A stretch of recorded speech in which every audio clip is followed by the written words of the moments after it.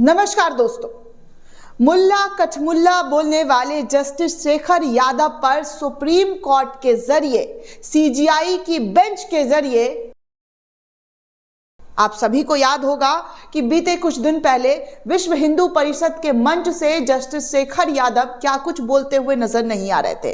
उनके बयान का वीडियो सोशल मीडिया पर काफी वायरल हो रहा है, जिसके बाद सुप्रीम कोर्ट से अपील की गई थी कि इस पूरे मामले पर, जी हां, संवैधानिक पद पर बैठे हुए जजों का अगर ऐसा बयान सामने आता है तो इस पर संज्ञान लिया जाना चाहिए। और देश में अल्पसंख्यकों के साथ जो लगातार हो रहा है और जिस तरीके की भाषा का इस्तेमाल जस्टिस शेखर यादव के जरिए किया गया है, उस पर कड़ाई से कड़ाई सख्ती बरतनी चाहिए। अब देखिए, सुप्रीम कोर्ट ने संज्ञान लिया। सबसे पहले तो इलाहाबाद हाई कोर्ट को, जी हां, इलाहाबाद हाई कोर्ट को कहा कि आप इस पूरे मामले पर रिपोर्ट सौंपिए। इलाहाबाद हाई कोर्ट ने इस पूरे मामले पर संज्ञान लेते हुए जस्टिस शेखर यादव को जो सुनवाई के लिए जो उनका लिस्टेड मामला था, उनसे उनको अलग कर दिया। अब सुप्रीम कोर्ट में उनकी पेशी हुई। सुप्रीम कोर्ट में 5 जजों की, जी हां, कॉलेजियम बेंच बैठी थी, जहां पर जस्टिस हमारे जो है सुप्रीम कोर्ट के संजीव खन्ना वो भी मौजूद थे। उन्होंने इस मुद्दे को कॉलेजियम के सामने रखा और उसके बाद इस पूरे मामले पर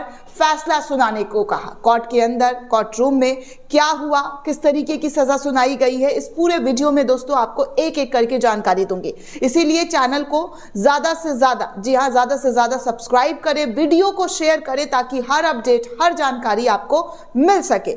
जो आज के टाइम में आपको नहीं बताया जाता है, जो खबरें आपसे छुपा दी जाती है, वो तमाम खबरें हम आपको लगातार दिखाते बताते रहते हैं।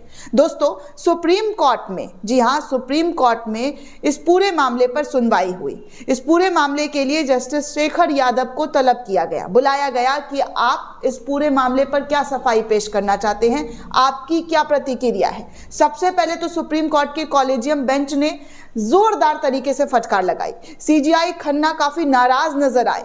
उन्होंने तो साफ तौर पर कहा कि आप इस तरीके के शब्दों का इस्तेमाल कैसे कर सकते हैं। आप एक संवैधानिक पद पर बैठे हुए जज हैं और जज इस तरीके की भाषा का इस्तेमाल करेगा तो संविधान से, न्याय पर से लोगों का विश्वास जो है वो जगमगा जाएगा। इस तरीके की बातें जो है संजीव खन्ना ने अपने कॉलेजियम बेंच और जो है शेखर यादव को डांटते हुए कहा। उन्होंने कहा कि एक जज का कर्तव्य बनता है कि वो ना तो सार्वजनिक रूप से ऐसी बातों का, ऐसी भाषा का इस्तेमाल करे और ना ही कोर्ट में बैठकर इन शब्दों का इस्तेमाल करे। जज का काम जो होता है, उनका जो वक्तव्य होता है, वो तोल मोल कर होता है।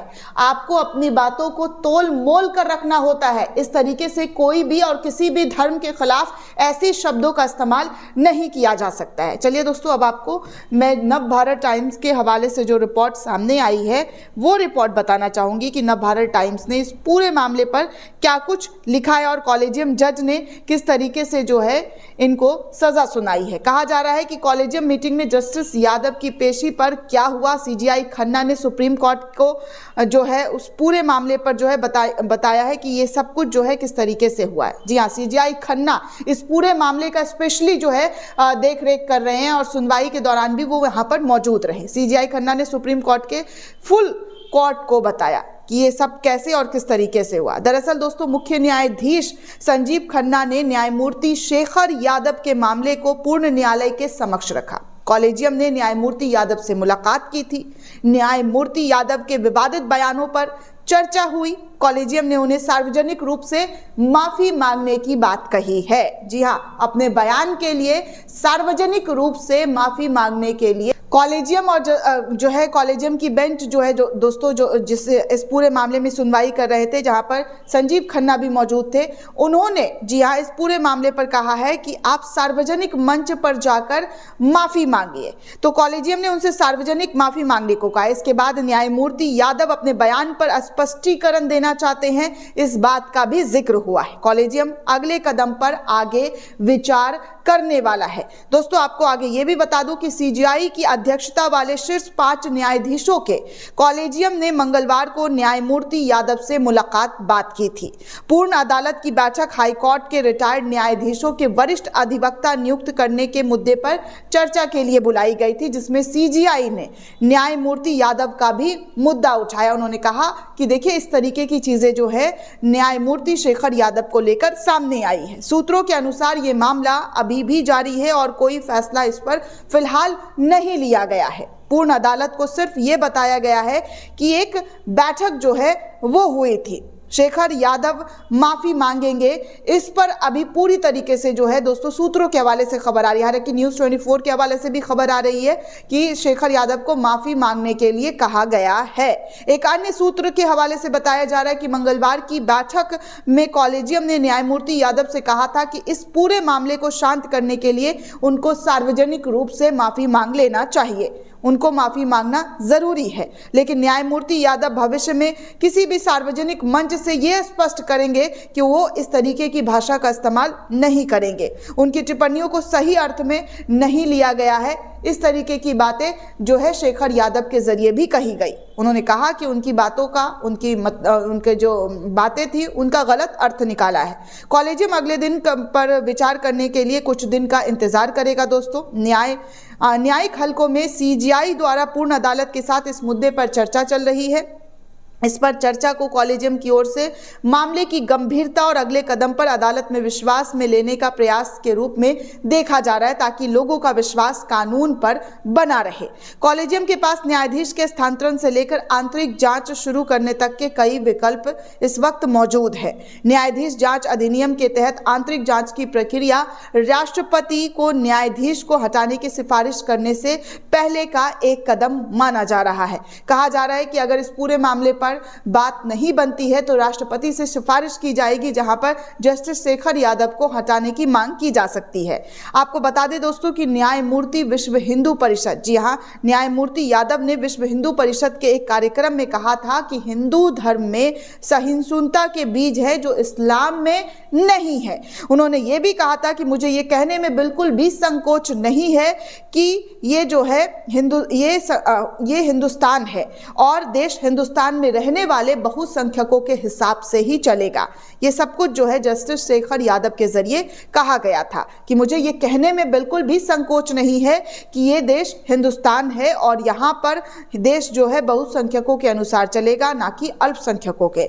इस बयान पर काफी विवाद हुआ। विपक्षी नेताओं के जरिए, विपक्षी दलों के जरिए न्यायमूर्ति यादव के खिलाफ महाभियोग जो है मांग की गई थी कि इनके खिलाफ जो है महाभियोग जो है वो लाया जाए। कॉलेजियम अब इस पूरे मामले में क्या कदम उठाती है दोस्तों, ये देखना दिलचस्प होगा। न्यायमूर्ति यादव का स्थानांतरण हो सकता है या उनके खिलाफ आंतरिक जांच जो है वो बैठाई जा सकती है।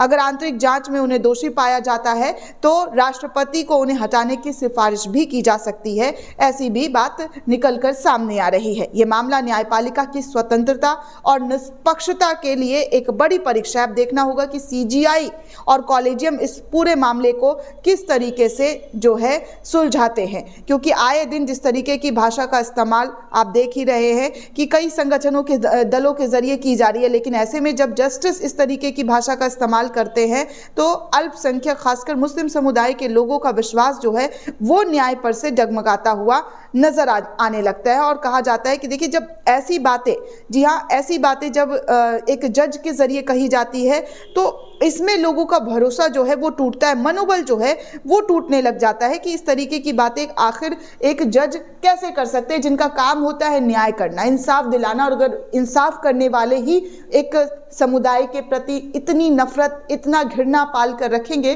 तो वो इंसाफ नहीं कर पाएंगे। ना वो खुद के साथ इंसाफ कर पाएंगे और ना ही समाज के साथ, ना ही संवैधानिक पद पर जो बैठे हुए हैं उसके साथ इंसाफ होगा। क्योंकि आम जनता जो है, खासकर अल्पसंख्यक, अगर मान लीजिए अगर उनकी अदालत में कोई केस जाता है तो वो अपनी इस मानसिकता का इस्तेमाल करके अगर कोई फैसला सुनाते हैं तो ये सरासर नाइंसाफ़ी होगी। तो इसी को लेकर अब सुप्रीम कोर्ट में इस पूरे मामले पर जो है एक एक पहलू देखा जा रहा है, जांच किया जा रहा है। हालांकि माफ़ी मांगने की भी बात निकलकर सामने आई है कि माफ़ी भी मांगा जाए, क्योंकि इससे जो है उन तमाम लोगों की भावनाओं को, जो अल्पसंख्यकों की भावनाओं को उनके ठेस पहुंचा है, वो कम से कम उनको थोड़ा सा रिलीफ मिले। हालांकि इस तरीके की चीज़ें नहीं होनी चाहिए। कोई भी धर्म के लोग हों, अगर कोई मुस्लिम जस्टिस इस तरीके का बयान किसी बहुसंख्यक के लिए देते हैं या अल्पसंख्यकों के लिए देते हैं तो ये सही नहीं है। दोस्तों, इस पूरे रिपोर्ट को लेकर आप क्या सोचते हैं, आपकी क्या प्रतिक्रिया है, हमें कमेंट करके ज़रूर बताइएगा। साथ ही साथ चैनल को ज़्यादा से ज़्यादा लाइक, शेयर और सब्सक्राइब करना बिल्कुल भी ना भूलें। धन्यवाद दोस्तों।